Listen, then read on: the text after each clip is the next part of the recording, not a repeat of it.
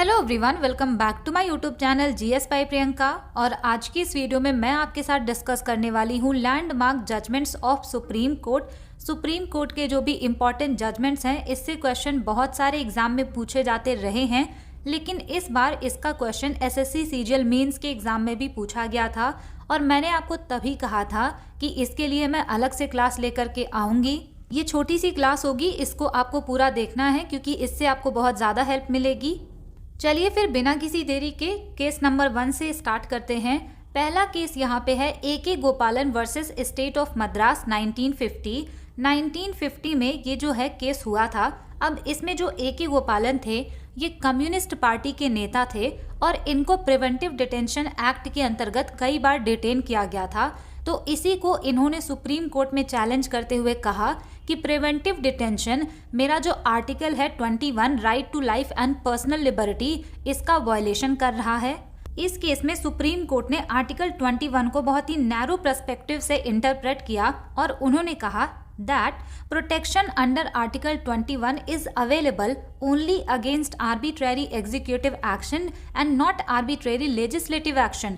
इसका मतलब ये है कि आर्टिकल 21 में जो भी प्रोटेक्शन मिली हुई है वो तभी अवेलेबल है जब एग्जीक्यूटिव आर्बिट्ररी तरीके से एक्शन लेता है, लेकिन अगर कोई लेजिस्लेटिव एक्शन है तो उस पे आर्टिकल 21 में जो प्रोटेक्शन है वो नहीं है। इसको मैं और भी सिंपल लैंग्वेज में बताती हूँ। इसमें सुप्रीम कोर्ट का ये कहना था कि अगर प्रोसीजर एस्टैब्लिश्ड बाय लॉ यानी कि विधि द्वारा स्थापित प्रक्रिया के अंतर्गत इनको डिटेन किया गया है तो इसमें आर्टिकल 21 का कहीं पर भी वायलेशन नहीं है। तो इसको आपको केवल इतना ध्यान रखना है कि इसमें सुप्रीम कोर्ट ने आर्टिकल 21 को बहुत ही नैरो तरीके से इंटरप्रेट किया था और इसमें इन्होंने ये भी कहा था कि जो राइट टू लाइफ है इसका मतलब है right to live mere animal existence, यानी कि राइट टू लाइफ केवल शारीरिक स्वतंत्रता है। यहाँ से आपको केवल और केवल ये याद रखना है, सुप्रीम कोर्ट ने नैरो इसको इंटरप्रेट किया था आर्टिकल 21 को और ये केस हुआ था 1950 में।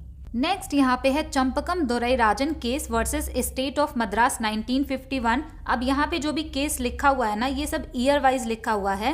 पहला वाला जो केस था वो 1950 का था। इसके बाद 1951 में होता है Champakam Dorairajan case versus state of Madras.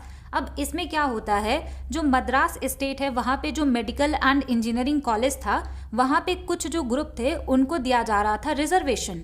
उसी चीज को लेकर ये केस हुआ था। This case dealt for equality in admission to educational institution. अब ये भी सुप्रीम कोर्ट का एक लैंडमार्क डिसीजन था। यहाँ से आपको ये वाला पॉइंट बहुत अच्छे तरीके से याद रखना है कि इसी जजमेंट की वजह से पहला अमेंडमेंट हुआ था कॉन्स्टिट्यूशन में। अब ये जो पहला अमेंडमेंट है इसमें क्या किया गया था, तो इसमें जो आर्टिकल 15 क्लॉज 4 है उसको कॉन्स्टिट्यूशन में ऐड किया गया था। अब ये कॉन्स्टिट्यूशन का जो आर्टिकल 15 क्लॉज 4 है इसमें ये लिखा हुआ है कि स्टेट के पास ये पावर है कि अगर वो चाहे तो एससी, एसटी और ओबीसी की प्रोटेक्शन के लिए स्पेशल प्रोविजन बना सकते हैं। ये पहला इम्पॉर्टेंट जजमेंट था कास्ट बेस्ड रिजर्वेशन को लेकर के। और इस केस में जो गवर्नमेंट ऑर्डर था मद्रास का, जहां पे कुछ ग्रुप को दिया जा रहा था रिजर्वेशन, उस गवर्नमेंट ऑर्डर को भी सुप्रीम कोर्ट ने स्ट्रक डाउन कर दिया था। नेक्स्ट यहाँ पे आपको देखना है Shankari Prasad versus union of India case 1951। अब ये जो केस हुआ था शंकरी प्रसाद और यूनियन ऑफ इंडिया का, इसमें ना फर्स्ट अमेंडमेंट एक्ट की जो वैलिडिटी है उसको चैलेंज किया गया था और ये बोला गया था कि क्या फंडामेंटल राइट में चेंजेस हो सकते हैं। इसमें सुप्रीम कोर्ट ने जजमेंट देते हुए ये कहा कि आर्टिकल 368 के अंदर में पार्लियामेंट के पास पावर है कि वो कॉन्स्टिट्यूशन को चेंज कर सकती है और जो फंडामेंटल राइट है उनको भी चेंज कर सकती है like any other part of the constitution. तो ये चीज़ आपको याद रखना है। यहाँ पे बोला गया कि फंडामेंटल राइट को भी अमेंड किया जा सकता है जैसे कॉन्स्टिट्यूशन के बाकी पार्ट को अमेंड करते हैं। यही बात दोबारा से दोहराई गई थी सज्जन सिंह केस में। यही छोटी छोटी चीज़ें आपको याद रखनी है क्योंकि इसी से स्टेटमेंट बेस्ड क्वेश्चन बन सकता है। नेक्स्ट यहाँ पे है बेरूबारी यूनियन केस 1960। अब इसमें ना एक बहुत ही इंपॉर्टेंट चीज़ सामने निकल करके आती है कि प्रियम्बल कॉन्स्टिट्यूशन का पार्ट है या नहीं। तो इसमें सुप्रीम कोर्ट का ये जजमेंट आता है कि preamble is not a part of the constitution. यहाँ पे इस बात पे जोर दिया गया कि जो प्रियम्बल है ये key to the mind of the constitution makers है। इसका मतलब ये है कि हमारे कॉन्स्टिट्यूशन का क्या लक्ष्य है, उसमें कौन कौन सी चीजें हैं, बेसिक चीजें क्या हैं, केवल वो मेंशन किया गया है, बट ये कॉन्स्टिट्यूशन का पार्ट नहीं है। अगर प्रियम्बल कॉन्स्टिट्यूशन का पार्ट नहीं है तो इससे ये बात भी सामने निकल करके आती है कि प्रियम्बल को आप किसी भी कोर्ट के द्वारा इन्फोर्सिएबल नहीं करा सकते, यानी कि ये इन्फोर्सिएबल नहीं है। इसी एक स्टेटमेंट में यूपीएससी, सीडीएस, एनडीए और सीएपीएफ इन सब में बहुत सारे सवाल पूछे गए हैं, तो इसको भी मैं स्टार मार्क कर दे रही हूँ। बेरूबारी एक जिला था और इसी के डिवीजन को लेके ये था इंडिया एंड पाकिस्तान के बीच में कि किसका इस पे ओनरशिप रहेगा। इसका ओनरशिप इंडिया को दिया गया था, लेकिन रेडक्लिफ ने रिटन में कहीं पर मेंशन नहीं किया था, तो इसी की वजह से बाद में इसमें कॉन्फ्लिक्ट हुई थी और इसी से ये चीज़ सामने आई थी कि प्रियम्बल हमारे कॉन्स्टिट्यूशन का पार्ट नहीं है। इसको आपको ध्यान रखना है। नेक्स्ट यहाँ पे जो केस है Golaknath versus state of Punjab 1967, ये वाला केस भी बहुत ज़्यादा इम्पॉर्टेंट है। इसका ईयर भी आपको याद रखना है। इस केस में क्या होता है, ये जो गोलकनाथ थे इनके पास ना 500 एकड़ से भी ज़्यादा की ज़मीन थी और गवर्नमेंट ने उस टाइम पर पास किया था land tenure act. Land tenure act पास करके गवर्नमेंट ने एक लिमिट लगा दी थी कि किसी भी पर्सन के पास मैक्सिमम इतनी ही ज़मीन हो सकती है। अगर उससे ज़्यादा की ज़मीन है तो वो गवर्नमेंट को देना पड़ेगा। इसी बात को गोलकनाथ जी ने चैलेंज किया था सुप्रीम कोर्ट में और ये कहा था कि जो हमारा फंडामेंटल राइट है, राइट टू प्रॉपर्टी, ये हमारा वायलेट हो रहा है लैंड टेन्योर एक्ट के द्वारा। इसी केस का जजमेंट देते हुए सुप्रीम कोर्ट ने कहा था कि fundamental right are not amendable to the parliament, यानी कि फंडामेंटल राइट्स अमेंडेबल नहीं हैं। पार्लियामेंट या कोई भी फंडामेंटल राइट को बदल नहीं सकती। अगर फंडामेंटल राइट को बदलना है तो एक नई कॉन्स्टिट्यूएंट असेंबली बनानी पड़ेगी। फर्दर ये स्टेटमेंट लिखा हुआ है, fundamental rights are sacrosanct and hence can never be amended. Fundamental right को अमेंड नहीं किया जा सकता। इस केस में ये भी बोला गया कि आर्टिकल 368 में प्रोसीजर दिया हुआ है कॉन्स्टिट्यूशन को अमेंड करने का, लेकिन इससे पार्लियामेंट को ये पावर नहीं मिलती कि वो सारा कॉन्स्टिट्यूशन ही बदल दे। तो आर्टिकल 368 भी कवर होगा under the definition of law. इसी जजमेंट के रिस्पॉन्स में जो पार्लियामेंट होता है ये क्या करते हैं, 24th अमेंडमेंट 1971 के द्वारा article 13 clause 4 and article 368 clause 3 को यहाँ पे ऐड कर देते हैं और इससे ये करने की कोशिश करते हैं कि जो अमेंडमेंट है वो डेफिनेशन ऑफ लॉ के अंतर्गत में कवर नहीं होगा। आपको यहाँ से इतना याद रखना है कि इस केस में सुप्रीम कोर्ट ने ये कहा था कि पार्लियामेंट के पास कॉन्स्टिट्यूशन अमेंड करने की पावर है, लेकिन वो अब्सोल्यूट नहीं है और वो फंडामेंटल राइट को चेंज नहीं कर सकते। इसके अलावा ये बात भी सामने आती है कि सुप्रीम कोर्ट ही कॉन्स्टिट्यूशन को इंटरप्रेट करते हैं और यही फाइनल आर्बिट्रेटर होते हैं सारे कॉन्स्टिट्यूशनल अमेंडमेंट के। इसी के रिस्पॉन्स में 24th अमेंडमेंट एक्ट लेकर के आया जाता है गवर्नमेंट के द्वारा। नेक्स्ट यहाँ पे जो लैंडमार्क एक केस है, Keshavananda Bharati case, very very important. अब यहाँ पे आपने अभी पढ़ा कि पार्लियामेंट ने इस जजमेंट के रिस्पॉन्स में, ये जो Golaknath versus state of Punjab वाला केस था, इसके रिस्पॉन्स में इन्होंने 24th अमेंडमेंट एक्ट को पास करके article 368 clause 3 and article 13 clause 4 जोड़ दिया। आर्टिकल 13 में ये लिखा हुआ है कि अगर कोई लॉ फंडामेंटल राइट को वायलेट करता है तो उसको नल एंड वॉइड डिक्लेयर किया जाएगा। लेकिन जब ये वाला इसमें ऐड किया गया ना, तो इसमें लिखा गया कि कोई भी चीज़ जो इस आर्टिकल में लिखी है वो जो भी अमेंडमेंट किए जाते हैं आर्टिकल 368 में, उसमें अप्लाई नहीं होंगे। यहाँ पर यही होता है। ये जो केस आता है ना केशवानंद भारती वाला, इसमें 24th अमेंडमेंट एक्ट को चैलेंज किया जाता है। यहाँ पे सुप्रीम कोर्ट ये कहता है कि पार्लियामेंट अगर चाहे तो वो पूरे कॉन्स्टिट्यूशन को बदल सकता है, लेकिन बेसिक स्ट्रक्चर जो है कॉन्स्टिट्यूशन का, उसको पार्लियामेंट चेंज नहीं कर सकता। तो यहाँ से ही बेसिक स्ट्रक्चर का कॉन्सेप्ट सामने आता है और इसमें ये भी बोला जाता है कि preamble is the part of the constitution.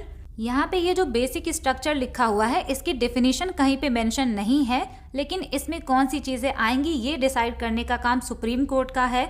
इसी के रिस्पॉन्स में 42nd अमेंडमेंट एक्ट आता है और ये ट्राई करता है कि बेसिक स्ट्रक्चर को नलीफाई कर दिया जाए और फंडामेंटल राइट को जुडिशियल रिव्यू यानी कि न्यायिक समीक्षा के स्कोप से बाहर रखा जाए। यहाँ से आपको ये चीज़ याद रखनी है कि बेसिक स्ट्रक्चर इसी केस से सामने आया था। नेक्स्ट केस यहाँ पे आता है इंदिरा नेहरू गांधी वर्सेस राजनारायण केस 1975। इसको इलेक्शन केस भी कहा जाता है। इस केस का बैकग्राउंड स्टोरी ये है कि इस केस के पहले जो इलाहाबाद हाई कोर्ट है उसने करप्ट प्रैक्टिसेस के चलते जो इंदिरा गांधी का इलेक्शन रिजल्ट था उसको इनवैलिड कर दिया था। इसी को इन्होंने चैलेंज किया था सुप्रीम कोर्ट में। इसमें एक चीज ये होती है कि जब ये केस चल रहा होता है तभी पार्लियामेंट 39th अमेंडमेंट एक्ट पास कर देती है और इसके द्वारा ये आर्टिकल 329A को कॉन्स्टिट्यूशन में ऐड कर देते हैं। अब यहाँ पे जो आर्टिकल 329A है इसमें ये लिखा हुआ था कि इलेक्शन के मामले में जुडिशियल रिव्यू नहीं किया जा सकता। तो इसी को सुप्रीम कोर्ट जजमेंट देते हुए ये कहती है कि यहाँ पे बेसिक स्ट्रक्चर का थ्योरी अप्लाई होगा। हमारा जो इंडियन कॉन्स्टिट्यूशन है इसका बेसिक स्ट्रक्चर है डेमोक्रेसी और डेमोक्रेसी के लिए ज़रूरी है कि फ्री एंड फेयर इलेक्शन हो। तो इसी के चलते सुप्रीम कोर्ट क्या करती है, ये जो आर्टिकल 329A यहाँ पे जोड़ा गया रहता है इसको भी स्ट्रक डाउन कर देती है। यहाँ पे यही लिखा हुआ है कि सुप्रीम कोर्ट ने बेसिक स्ट्रक्चर का हवाला देते हुए ये जो आर्टिकल है इसको स्ट्रक डाउन कर दिया था। नेक्स्ट केस यहाँ पे आता है मेनका गांधी केस 1978। अब ये जो मेनका गांधी केस है इसमें क्या होता है, जो एयरपोर्ट अथॉरिटी होती है वो इनसे कहती है कि आपको 7 दिन के अंदर अंदर अपना पासपोर्ट यहाँ पे जब्त कराना होगा। तो ये पूछती हैं कि मुझे अपना पासपोर्ट जब्त क्यों कराना है। तो जो MEA होता है ना, मिनिस्ट्री ऑफ एक्सटर्नल अफेयर्स, तो वो कहते हैं कि पब्लिक इंटरेस्ट के चलते हुए हम आपको रीज़न नहीं बता सकते लेकिन आपको अपना पासपोर्ट जब्त कराना होगा। तो इसी चीज़ को ये लेकर पहुंचती हैं सुप्रीम कोर्ट के पास और वहाँ पे ये सवाल उठता है कि विदेश में जो यात्रा की जाती है यानी राइट टू गो अब्रॉड, ये एक फंडामेंटल राइट है या नहीं। इस केस को जाना जाता है आर्टिकल 21 के वाइडर इंटरप्रिटेशन के लिए। यहाँ पे कोर्ट मूव कर जाता है प्रोसीजर एस्टैब्लिश्ड बाय लॉ से, यहाँ पे फॉलो होने लगता है ड्यू प्रोसेस ऑफ लॉ। तो सिंपल लैंग्वेज में आपको बस इतना याद रखना है कि मेनका गांधी केस में सुप्रीम कोर्ट ये कहता है आर्टिकल 14, 19 एंड 21 जो है ये इंटरलिंक्ड हैं यानी एक दूसरे से कनेक्टेड हैं और अगर किसी भी लॉ के द्वारा आर्टिकल 21 में चेंजेस किए जा रहे हैं तो उसको आर्टिकल 14 एंड 19 के प्रोविजंस को भी सेटिस्फाई करना होगा। और बाकी सारी इंपॉर्टेंट चीज़ें यहाँ पे लिखी हुई हैं कि अगर किसी के भी जो फंडामेंटल राइट है उसको रिस्ट्रेन करना है तो जो भी लॉ बनाया जा रहा है वो जस्ट, फेयर एंड रीजनेबल होना चाहिए। नेक्स्ट यहाँ पे आता है माइनर्वा मिल्स केस 1980।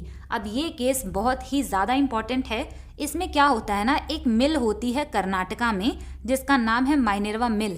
तो इस मिल का नेशनलाइजेशन कर दिया जाता है गवर्नमेंट के द्वारा। अब इसमें जो माइनर्वा मिल के मालिक हैं ये सुप्रीम कोर्ट के पास जाते हैं और कहते हैं कि हमारा जो मिल है उसको इन्होंने कर दिया है नेशनलाइजेशन, तो ये तो मेरे फंडामेंटल राइट का वायलेशन हो गया। इसी के रिस्पांस में गवर्नमेंट ये कहती है कि इस मिल की हालत बहुत ख़राब थी और वर्कर के इंटरेस्ट को प्रोटेक्ट करने के लिए ही हमने इस वाले मिल को नेशनलाइज किया है और हम यहाँ पे अपना directive principle of state policy follow कर रहे हैं। तो इसमें सुप्रीम कोर्ट कहती है कि constitution of India is founded on the bed rock of the balance between the fundamental rights and the directive principle of state policy. यानी कि फंडामेंटल राइट और DPSP एक दूसरे से बड़े नहीं हैं बल्कि इन दोनों में बैलेंस होना चाहिए। तो ये स्टेटमेंट एग्जाम में पूछा हुआ है। इससे बेसिक स्ट्रक्चर डॉक्ट्रिन जो है वो और भी स्ट्रेंथन होता है। यहाँ से ये वाला स्टेटमेंट मोस्ट इम्पॉर्टेंट होगा। इसी जजमेंट के द्वारा जो 2 चेंजेस किए गए थे 42nd कॉन्स्टिट्यूशनल अमेंडमेंट एक्ट 1976 के द्वारा, उसको भी बेसिक स्ट्रक्चर का वायलेशन करने के चलते हुए स्ट्रक डाउन कर दिया जाता है। और इस जजमेंट से ये बात क्लियर हो जाती है कि कॉन्स्टिट्यूशन सुप्रीम है, पार्लियामेंट नहीं। अगला यहाँ पे केस आता है शाह बानो बेगम केस 1985 वाला। ये जो केस था ये मुस्लिम विमेन का था राइट टू एलिमोनी को लेकर के। तो इसमें सुप्रीम कोर्ट ने ये कहा कि कोड ऑफ क्रिमिनल प्रोसीजर जो है 1973 वाला ये सभी के लिए एप्लीकेबल है इररिस्पेक्टिव ऑफ देयर रिलीजन। यानी कि किसी का रिलीजन क्या है उससे मतलब नहीं है, ये वाला जो कोड है ये सभी पर अप्लाई होगा। ये जजमेंट तो सुप्रीम कोर्ट दे देती है लेकिन इसके बाद में क्या होता है, बहुत ही पॉलिटिकल कंट्रोवर्सी क्रिएट हो जाती है और गवर्नमेंट सुप्रीम कोर्ट के इस जजमेंट को ओवरटर्न करते हुए Muslim women protection on divorce case 1986 का जो एक्ट है उसको पास कर देती है। इस वाले जो डिसीजन है इसके अपोजिट में ही पार्लियामेंट के द्वारा ये वाला एक्ट बना दिया जाता है। नेक्स्ट यहाँ पे केस है Indira Sahni versus union of India 1992। इसको मंडल केस भी कहते हैं। और आज आप जो देखते हैं कि ओबीसी को गवर्नमेंट जॉब्स में 27% का रिजर्वेशन मिलता है, तो वो इसी केस का नतीजा है। इसी केस के द्वारा ही आर्टिकल 16 क्लॉज 4 को जोड़ा जाता है। इसमें यह भी बोला जाता है कि जो भी कोटा दिया जाता है ना रिजर्वेशन में, वो 50% से ज्यादा का नहीं होना चाहिए। नेक्स्ट यहाँ पे केस आता है एसआर बोम्मई केस 1994। इसमें सुप्रीम कोर्ट ये कहती है कि प्रेसिडेंट के पास इमरजेंसी प्रोक्लेम करने की जो पावर है वो एब्सोल्यूट नहीं है, वो कंडीशनल है। 42nd अमेंडमेंट एक्ट के बाद ऐसा हो गया था कि अगर प्रेसिडेंट चाहे जिस भी रीजन से सेटिस्फाई हो उस रीजन से इमरजेंसी प्रोक्लेम कर सकता था। तो इसी को कर्टेल करने के लिए जो सुप्रीम कोर्ट है उन्होंने ये डिसीजन दिया था। इसमें ये बोला गया था कि secularism and federalism are the part of basic structure. तो बेसिक स्ट्रक्चर में बहुत सारी चीजें ऐड होती रहती हैं। नेक्स्ट यहाँ पे है LIC versus union of government 1995। तो LIC versus union of government case जो होता है इसके द्वारा भी यही बोला जाता है कि preamble is an integral part of the constitution. Next case यहाँ पे जो इम्पोर्टेंट है वो ये है L चंद्र कुमार केस 1997 में होता है। यहाँ पे आपको ये समझना होगा कि हमारे कॉन्स्टिट्यूशन में आज जो आप देखते हैं जुडिशियल रिव्यू का कॉन्सेप्ट यानी कि न्यायिक समीक्षा, वो सबसे पहले जो मार्बरी वर्सेस मेडिसन केस हुआ था ना USA में, वहां से ही जुडिशियल रिव्यू का कॉन्सेप्ट सामने आया था। तो इंडिया में अगर हम बात करें जुडिशियल रिव्यू का कॉन्सेप्ट इस केस से सामने आया था। इसमें सुप्रीम कोर्ट ने कहा था कि उनके पास जुडिशियल रिव्यू का पावर है। सुप्रीम कोर्ट का जुडिशियल रिव्यू का पावर है आर्टिकल 32 में। हाई कोर्ट का जुडिशियल रिव्यू का पावर है आर्टिकल 226 में। नेक्स्ट यहाँ पे है Vishakha and state of Rajasthan 1997। ये जो केस है ये बात करता है sexual harassment at work place, यानी कि वर्क प्लेस पे जो भी कंडीशन है वुमेन्स के लिए वो सही होनी चाहिए। और इसी में सुप्रीम कोर्ट कुछ गाइडलाइन इशू करता है उन वुमेन्स के लिए जो कि किसी जगह पे काम करती हैं, उनको सेक्सुअल हरासमेंट से प्रिवेंट करने के लिए। और यही जो गाइडलाइन होते हैं इसी को जाना जाता है विशाखा गाइडलाइन के नाम से। नेक्स्ट केस यहाँ पे आता है lily Thomas versus union of India case. ये 2000 में हुआ था और इसमें सुप्रीम कोर्ट ने ये बोला था कि अगर कोई भी हिंदू मैन सेकंड मैरिज कर रहा है तो बिना पहली वाइफ को डिवोर्स दिए ये शादी नहीं कर सकते। अगर इन्होंने किसी दूसरे भी धर्म में कन्वर्ट कर लिया है तब भी इनको जो फर्स्ट वाइफ है उनको डिवोर्स देना होगा, तभी जाकर के ये सेकंड मैरिज कर सकते हैं। और इस केस में यही होता है। ये जो लिली थॉमस हैं इनके हस्बैंड क्या करते हैं, मुस्लिम में कन्वर्ट हो जाते हैं और सेकंड मैरिज करते हैं, तब जाके ये केस सामने निकल करके आता है। और इसी में सुप्रीम कोर्ट कहता है कि चाहे भले ही आप किसी अदर रिलीजन में कन्वर्ट हो जाएं, लेकिन बिना अपनी फर्स्ट वाइफ को डिवोर्स दिए बिना सेकंड मैरिज नहीं कर सकते। नेक्स्ट यहाँ पे है R Coelho and state of Tamil Nadu 2007 वाला केस। अब इसमें क्या हो रहा था, 9th शेड्यूल का मिसयूज हो रहा था। तो इसी की वजह से सुप्रीम कोर्ट ने सारे लॉज को 3 कैटेगरी में क्लासीफाई किया।